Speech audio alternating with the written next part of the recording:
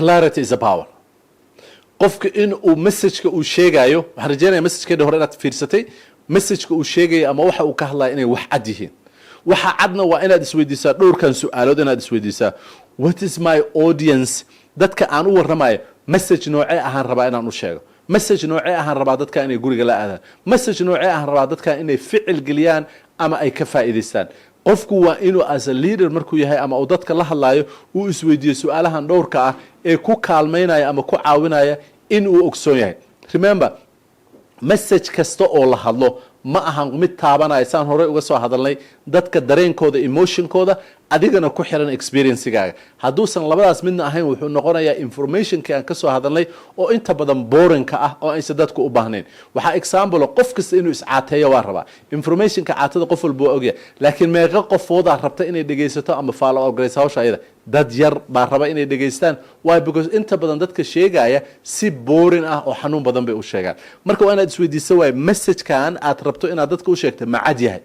ma rabtaa inay wax ka xasuustaan hadduu toban yahay ma emphasize garayn kartaa hal xabo oo aad rabto inay dadku markay message-kan ka tagaan ama la tagaan oo ama ay meel la tagaan ay dhihi karaan waxaan soo xasuustaa ama micno igu sameeyay message-kaas ayada tusaale aan ku siiyo culimmada islaamka ah ee markaan yaraa aan dhegaysto qayb ka mida waxay igu leeyihiin taabasho oan xasuusto markii aayad qur'aana aan dhegaysto in aan message-kii shiikhii ii sharaxay siduu u sharaxay iyo meeshii ku sharaxay bartaan fadhiyey aan xasuusto yaa ka mida mataqaanaa ilaahay janna firdowsaha geeya cumar faaruuq markii qur'aanka uu ka hadlayo cumar faaruuq aayadaha qaarkood siduu uga hadlo message-kiisu not only inaad guriga u qaadato wuxuu ku xasuusinayaa ama kugu kaalmeynaya inuu noloshaada ka qayb noqdo aayado qur'aan waxaa jira nolosheeda qiimo aad u badan ku leh oo fahanka aan ka fahmay ama fahanka uu fahansiiyey not only that message inuu aniga ay anfacay markaa kaliya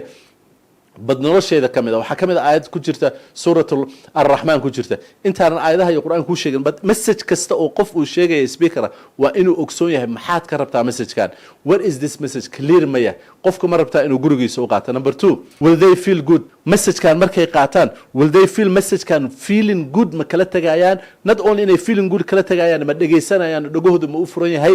ma ugu dartay ilaahay subxaanahu wa ta'ala waxa uu ku siiyo qofka inuu wax ku fahmaa ilaahay khayraasiya gaariya wuxuu oran jiray oo xaqiiqda ah oo fanka Soomaalida loo isticmaali jiray shanta sensor oo qofka bilow aadanka uu message ku qaato in mid walba oo kamid ah qofka wax lagu fahansiyo heesaha qof baa waxa lagu fahansiyaa dhadhanka aragtida maqalka iyo muuqaalka lagu fahansiyaa marka gabdhaha laga sheekeynayo kale marka dhulka laga sheekeynayo quruxdiisa oo kale waxa la isku dayayaa message-kaas ama heestaas ama gabaygaas in lagu fahansiyo sensorka Ilaahay ku siiyay subxaanahu wa ta'ala si aad u qaadato oo ku kaalmeeyo haddaba message-ka dadka aad u sheegayso maxaa rabtaa inaad ku kaalmeyso maxaa rabtaa inay dadku ku xasuustaan tan ugu dambaysa waxa waaye oo aad leedahay all the message-ka aad samaysay oo dhan ama message-ka aad tirisay oo dhan ama speech-ka aad samaysay oo dhan ama qodbada jimcaha aad akhrisay oo dhan waa inay leedahay waa one purpose ama one ujeedo oo ay tahay ujeedadeedu in ay dadku isbedel ku sameeyaan oo gurigooda u qaataan oo ay wax ku bedelaan that's one things oo aad ka leedahay inuu ahaado haddii 10 qodob aad ka hadlayso waa inuu jiro qodob u ah hal dhungal